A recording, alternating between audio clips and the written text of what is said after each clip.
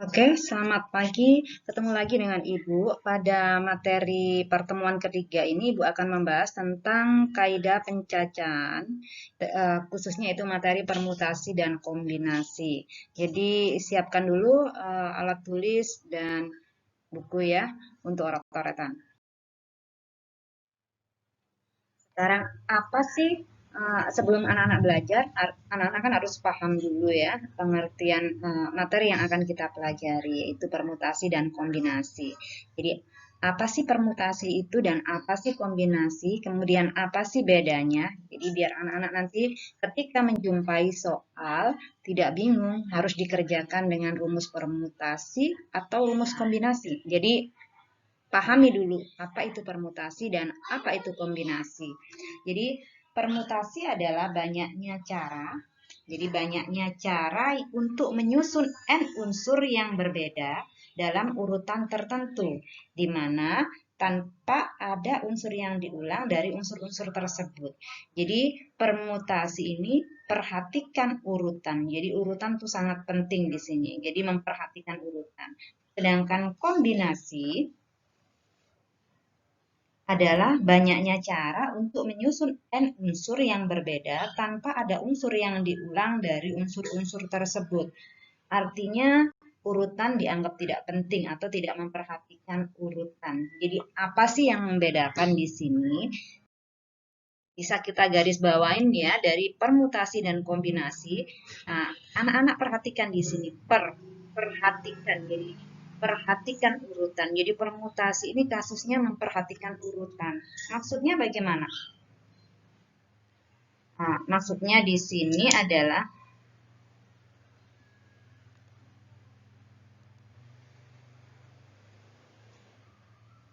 AB. Jadi kalau ada kejadian AB tidak memperhatikan urutan ya, tidak sama dengan BA. Jadi ini dianggap dua kejadian yang berbeda. Misalnya kalian disuruh menyusun angka yang dibentuk dari angka 1 dan 2. Kalau ada angka 1 dan 2, kemungkinan yang bisa terbentuk adalah angka 12 atau angka 21. 12 tidak sama dengan 21. Ini namanya kasus permutasi. Jadi menjadi dua kejadian angka 12 tidak sama dengan 21, dihitung dua kejadian yang berbeda. Sedangkan untuk kombinasi itu kasusnya tidak memperhatikan urutan. Tidak memperhatikan urutan artinya AB sama dengan BA. Jadi ini dianggap satu kejadian. Misalnya apa? Misalnya ada dua orang saling jabat tangan. Si A dengan si B jabat tangan. Jadi ini ya. Atau B dengan A jabat tangan. Ini sama dihitung satu kejadian. Jadi enggak ngaruh. Yang A duluan yang nyalamin atau yang B duluan yang nyalamin. Ini dianggap satu kejadian yang sama. Nah, kalau kasus permutasi contohnya apa lagi? Misalnya dari 8 orang akan dipilih 3 pengurus yang terdiri dari ketua, sekretaris, dan bendahara. Nah, kalau misalnya 3 orang ini misalnya si A jadi ketua, si B jadi sekretaris, si C jadi bendahara. Ini akan berbeda ketika si B jadi ketua dengan si A jadi sekretaris dan si C jadi bendahara. Jadi ini adalah kejadian yang berbeda. Kalau kombinasi, misalnya gini, dari 10 peserta lomba Olimpiade Matematika dipilih 3 orang yang terbaik. Nah, 3 orang yang terbaik ini misalnya si A, si B, si C, atau B duluan, baru si A atau si C, ini nggak ngaruh. Jadi ini dianggap satu kejadian. Kenapa? Karena diambil 3 yang terbaik. 3 yang terbaik ini nggak tentu statusnya mana yang paling baik di antara ketiganya. Yang penting tiga-tiganya ini dianggap yang terbaik. Jadi ini dianggap atau urutan tidak diperhatikan, jadi nggak penting. Itu merupakan contoh dari kasus kombinasi. Jadi untuk lebih mudah memahami, mari kita langsung ke contoh soal.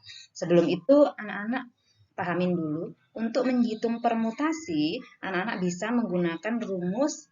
Nah, ini permutasi ini beda-beda ya penulisannya, bisa ditulis seperti ini.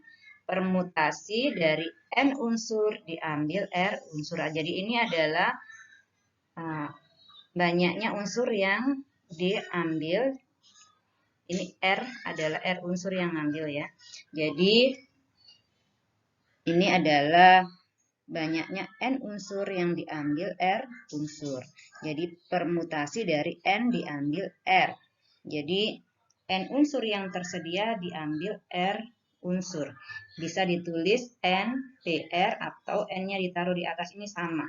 Ini artinya N faktorial per N dikurangi R faktorial. Nah, ini rumus permutasi. Kalau kombinasi N ada penulisannya seperti ini ya. Kombinasi dari N unsur diambil R. Nah, ini cara menghitungnya adalah N faktorial per N min R faktorial kali R faktorial. Nah, sekarang kita ke contoh yang pertama. Dari 10 calon pengurus OSIS akan dipilih ketua, sekretaris, dan bendahara. Jadi akan dipilih ketua, sekretaris, dan bendahara. Ada 3 orang dipilih dari 10. Misalnya si A terpilih jadi ketua, si B jadi sekretaris, dan si C jadi bendahara. Ini akan berbeda kasusnya ketika si C jadi ketua, si A jadi sekretaris, si B jadi bendahara. Jadi ini adalah dihitung 2 kejadian. Kalau misalnya ini artinya urutannya diperhatikan. Kalau urutan diperhatikan, tadi ini adalah termasuk dalam kita gunakan rumus permutasi. Jadi ini termasuk soal permutasi. Jadi dari soal ini bisa kita jawab permutasi dari unsur yang disediakan di sini ada 10 orang. Ingin dipilih ketua, sekretaris, dan bendahara. Berarti diambil 3 untuk jadi pengurus. Maka ini artinya 10 faktorial N faktorial per N min R. Ini N, ini R ya. Ingat ya, 10 min 3 faktorial dikalikan dengan, nah ini kan kalau karena permutasi nggak usah dikalikan lagi, berarti ini udah. Nah, berarti sama dengan 10 faktorial per 7 faktorial. Bagaimana cara menentukan 10 faktorial dibagi 7 faktorial? Ini kita ubah menjadi bentuk faktorial, menjadi 10 kali 9 kali 8 kali 7 faktorial. Berhenti sampai dengan angka yang sama dengan penyebutnya. Nah, ini bisa dicoret sama. Berarti tinggal hasilnya 9 kali 8, 72 dikali 10 menjadi 720. Berarti jawaban yang benar adalah yang B. Oke, Ibu lanjut ke soal berikutnya. Yang kedua, dari 10 orang finalis, suatu lomba kecantikan akan dipilih secara acak 3 yang terbaik.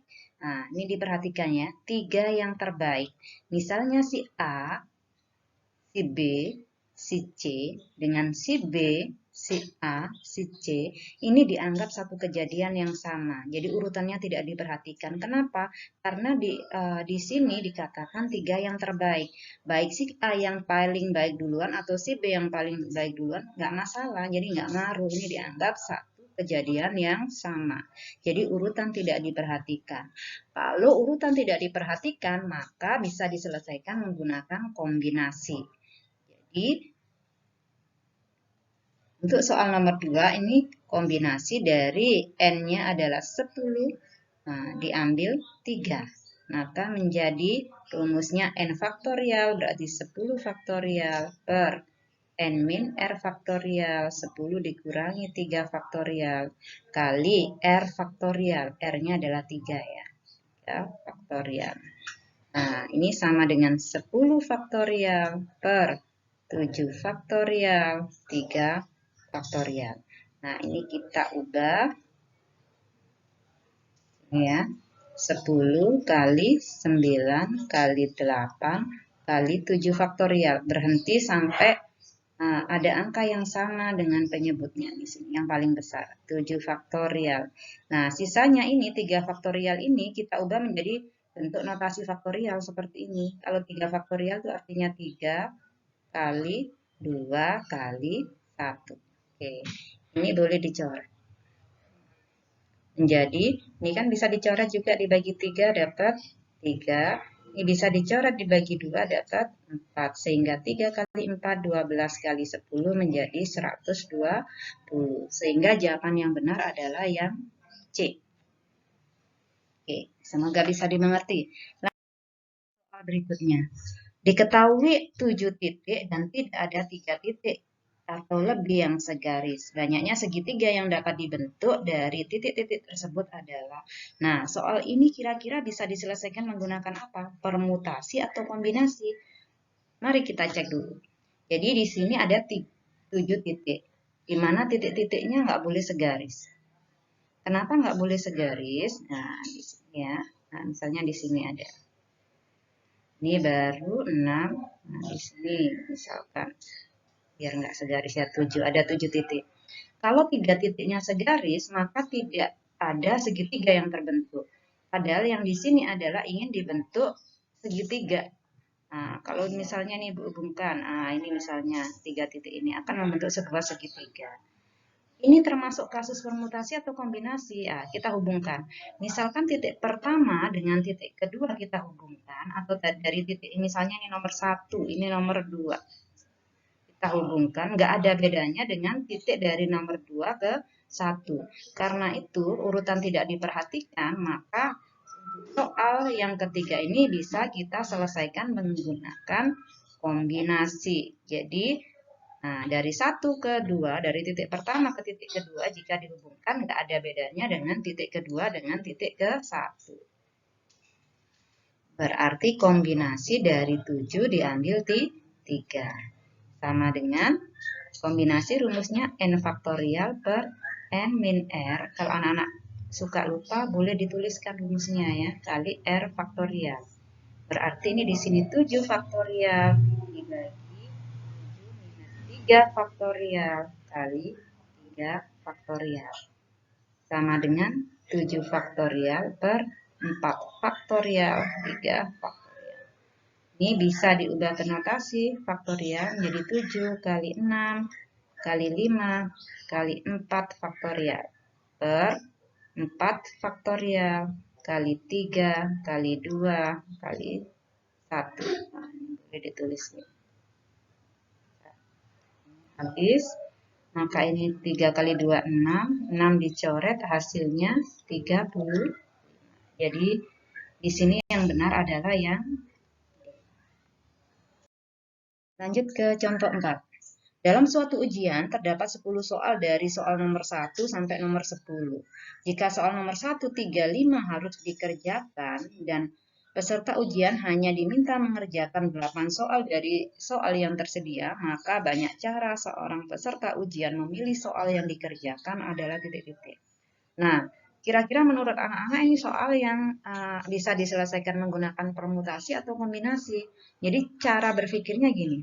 Kalau dia disuruh mengerjakan 8 soal dari 10 soal yang tersedia, misalnya dia mengerjakan nomor 1, baru nomor 2, kemudian nomor 3, kemudian atau nomor 2 dulu, baru nomor 1, baru nomor 3, ini nggak masalah.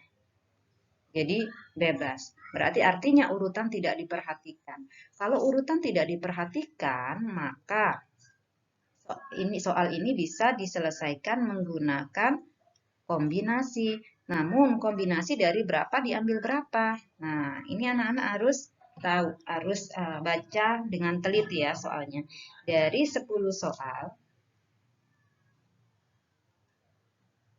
Nah, 10 soal itu soal nomor 1, 2, 3, 4, 5, 6, 7, 8, 9, dan 10. Nomor 1, 3, dan 5 wajib dikerjakan.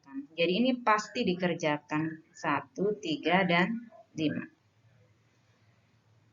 Berarti berapa sih N-nya dan berapa R-nya? Ini anak-anak harus tahu. Wajib dikerjakan. Peserta ujian ini disuruh harus atau wajib mengerjakan 8 soal. Dan nomor 1, 2, 1, 3, 5 sudah wajib dikerjakan.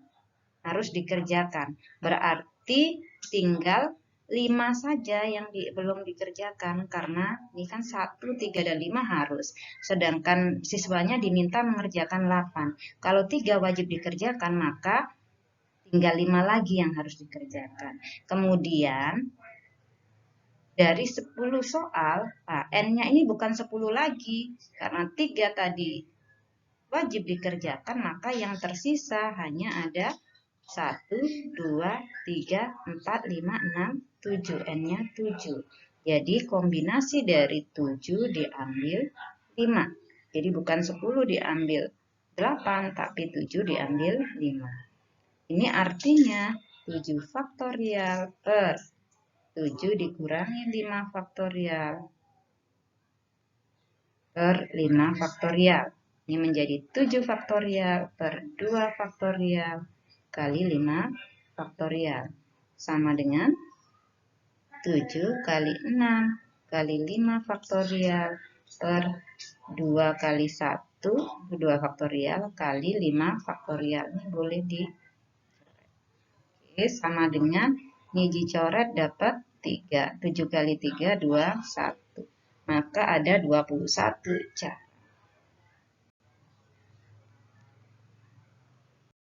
Soal kelima. Banyak cara menyusun suatu regu cerdas cermat yang terdiri dari 3 siswa dipilih dari 10 siswa. Nah, ini soal kombinasi. Jadi siswanya itu nggak diperhatikan urutannya. Yang penting diambil 3 siswa saja. Yang terbaik ya. Berarti untuk soal ini adalah kombinasi dari 10 diambil 3. Jadi 10 diambil 3.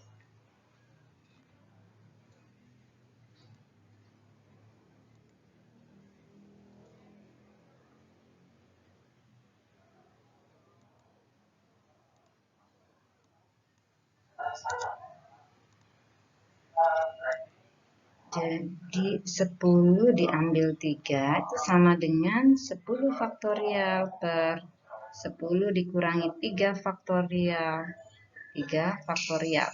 Menjadi 10 faktorial. 7 faktorial, 3 faktorial. Ini bisa ditulis 10 kali 9 kali 8 kali 7 faktorial per 7 faktorial kali 3 kali 2 kali 1. Coret, dapat 3, 8 bagi 2 dapat 4. Hasilnya 120. Ini berarti option B. Lanjut ke soal nomor 6. Dari 20 siswa yang berkumpul, mereka saling berjabat tangan. Nah, kalau berjabat tangan itu kan pasti A, misalnya contohnya A berjabat tangan dengan B. Atau B berjabat tangan dengan A. Nah, ini nggak ngaruh. Jadi, urutannya nggak penting. Jadi, siapa aja dari A ke B atau B ke A itu dihitung satu ke jabat tangan. Maka banyaknya jabat tangan yang terjadi adalah, nah ini adalah soal kombinasi dari 20 saling jabat tangan. Kalau berjabat tangan pasti 2 orang ya. 2. Sama dengan 20 faktorial per 20 dikurangi 2 faktorial kali 2 faktorial. Sama dengan 20 faktorial per 18 faktorial kali 2 faktorial. Ini menjadi 20 kali 19 kali 18 faktorial per 18 faktorial kali 2 kali 1. Ini dicoret, ini dibagi 2 dapat 10. Jadi jawabannya 190.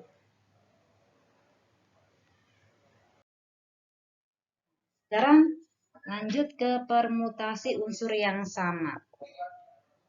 Nah, jadi kalau ada permutasi dari N unsur, diambil K1 unsur yang sama, K2 unsur yang sama, K3 unsur yang sama, sampai dengan Kn unsur yang sama, maka bisa dirumuskan N faktorial per K faktorial kali K2 faktorial kali K3 faktorial sampai dengan Kn faktorial.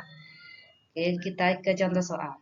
Banyak susunan kata yang dapat dibentuk dari kata wiyata. Nah, kita tentukan dulu N-nya itu banyak unsurnya.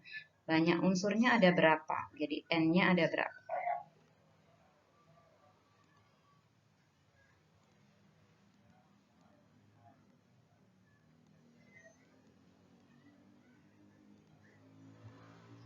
Jadi kita tulis di sini N-nya adalah banyak hurufnya di sini. 1, 2, 3, 4, 5, 6. Ada 6. Unsur yang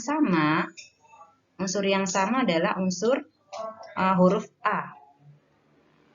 Anggap aja K1. K1 yaitu huruf A sama dengan 2. Hanya satu aja yang sama, yaitu huruf A saja. Maka bisa dijawab. Permutasi dari 6 diambil 2 unsur yang sama. Jadi unsur yang sama di sini ya. Turun gini. Berbeda dengan permutasi N diambil R. Jadi rumusnya adalah N faktorial 6 faktorial per unsur yang sama hanya 1 berarti 2 faktorial. Ini artinya 6 kali 5 kali 4 kali 3 kali 2 faktorial per 2 faktorial. Nah, ini bisa dicoret, tinggal 12 kali 30 sama dengan 360.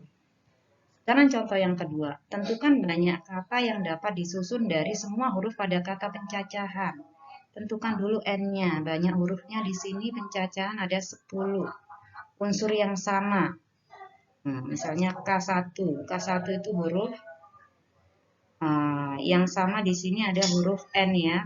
N ada 2. Kemudian K2 sama dengan huruf C ada 2. K3 ada yang sama lagi yaitu huruf A. Huruf A ada 3. Maka permutasi dari unsur yang sama di sini sama dengan permutasi dari 10 diambil 2, 3. Sama dengan 10 faktorial per 2 faktorial, 2 faktorial kali 3 faktorial.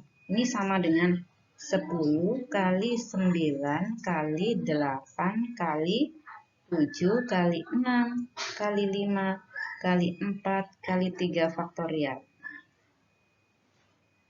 Per 2 faktorial itu 2 ya, 2 kali 1. 2 faktorial lagi 2 kali 1 kali 3 faktorial. Nah, ini yang dicoret. Ini hasilnya sama dengan, taruh di sini, 151.000. Kalau dicari hasilnya ya, 151.200. Sekarang Ibu lanjut permutasi siklis. Jadi permutasi siklis ini yang melingkar. Jadi kalau ada N unsur siklis, maka sama dengan N-1 faktorial. Misal, dalam sebuah keluarga terdiri dari ayah, ibu, dan 5 orang anaknya akan makan bersama. Mereka duduk bersama mengelilingi meja bundar. Gambarkan seperti ini. Ini anggap aja mejanya. Ini ayah, ini ibu. Kemudian 5 orang anaknya.